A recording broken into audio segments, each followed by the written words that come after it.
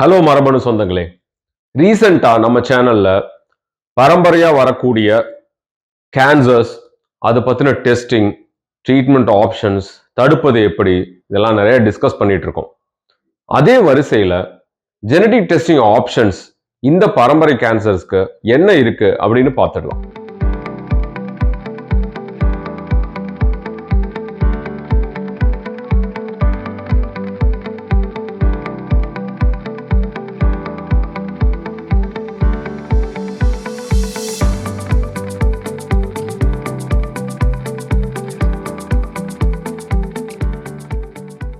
பரம்பரையா வரக்கூடிய கேன்சர்ஸ்ல ரொம்ப முக்கியமான கேன்சர்ஸ் பிரெஸ்டும் ஒவேரியன் கேன்சர்ஸும் தான்.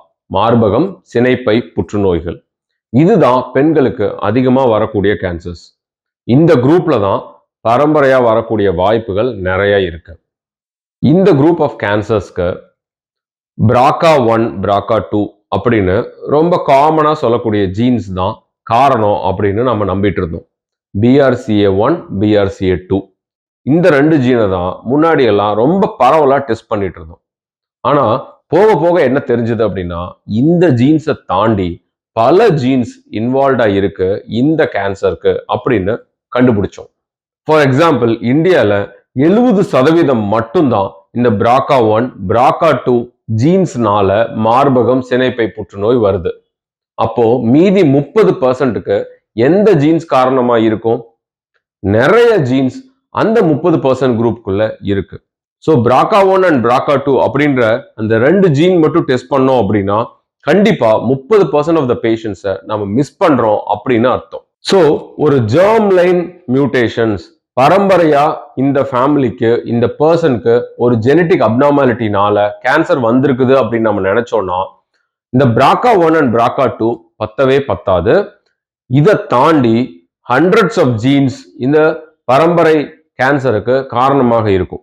இப்போவெல்லாம் டெஸ்டிங் ஆப்ஷன்ஸ் BRCA1, BRCA2 கூடவே இந்த எல்லா ஜீன்ஸையும் இன்க்ளூட் பண்ண பேனல்ஸ் அவைலபிளா இருக்கு.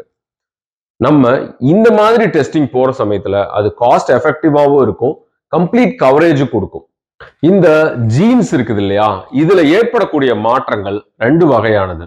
ஒன்னு பாயிண்ட் மியூட்டேஷன்ஸ் அப்படின்னு சொல்லுவோம். இதை சீக்வன்சிங்ல கண்டுபிடிக்க முடியும். அதாவது அந்த ஜீன்ல சில ஸ்பெல்லிங் மிஸ்டேக்ஸ் ஏற்பட்டிருக்கலாம். இதுக்குரிய டெஸ்டிங் சீக்வன்சிங் முறை. இந்த சீக்வன்சிங் 90% 95% ரிசல்ட்ஸ் கொடுக்கறதுக்கு வாய்ப்பு இருக்குது. ஸோ இத்தனை ஜீன்ஸை நம்ம பண்றோம், இத்தனை ஜீன்ஸையும் சீக்வன்ஸ் பண்றோம் அப்படின்னா நமக்கு ரிசல்ட் கிடைக்கக்கூடிய வாய்ப்புகள் 90 to 95% தான். இந்த ஜெனடிக் அப்நார்மாலிட்டிஸ்ல இன்னொரு குரூப் ஆஃப் ஜெனடிக் அப்நார்மாலிட்டிஸ் என்னன்னா, அந்த ஜீன்ல ஏற்படக்கூடிய உடைப்புகள், டெலிஷன்ஸ் சொல்லுவோம்.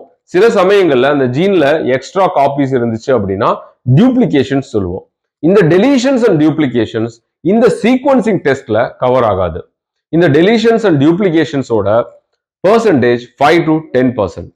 ஸோ 90 to 95% அப்படின்னு நான் சொன்னேன் இல்லையா சீக்வன்சிங் அப்நார்மாலிட்டிஸ், அதை தாண்டியும் இந்த டெஸ்ட்ல தான் ரிமைனிங் 5 to 10% நம்மளால கண்டுபிடிக்க முடியும். ஸோ சீக்வன்சிங் டெஸ்டிங் பண்றீங்க, அது நார்மல்னு வந்துருச்சு அப்படின்னா நம்ம டெஸ்ட்டை கம்ப்ளீட் பண்ணிட்டோம் அப்படின்னு அர்த்தம் கிடையாது. டெலிஷன் டியூப்ளிகேஷனுக்காக மேபி அது ரிலேட்டட் டெஸ்ட் பண்ண வேண்டியது அவசியம். இப்போ இதெல்லாம் கம்பைண்டா, அதாவது சீக்வன்சிங் பிளஸ் டெலிஷன் டியூப்ளிகேஷன் எல்லாமே பார்க்குற மாதிரியான ஜெனடிக் டெஸ்டிங் அவைலபிளா இருக்கு. அது உங்க டாக்டரை பார்த்து கேட்டீங்கன்னா அவங்க உங்களை கைட் பண்ணுவாங்க. ரொம்ப முக்கியமான விஷயம் இதுல என்னன்னா, சீப்பர் ஆல்டர்னேட்டிவ். சும்மா ஒரு BRCA1ல காமன் மியூட்டேஷன்ஸ் பார்க்கறது அல்லது BRCAல வெறும் சீக்வன்சிங் பார்க்கறது, இந்த மாதிரி கொஞ்சம் கொஞ்சம் டெஸ்டிங் பண்றது முழு இன்ஃபர்மேஷனை உங்களுக்கு கொடுக்காது. ஜெனடிக் டெஸ்டிங் அப்படிங்கிறது கம்மியான விலையில கிடைக்குது அப்படின்னு இன்கம்ப்ளீட்டா பண்றது யாருக்குமே உபயோகமா இருக்காது.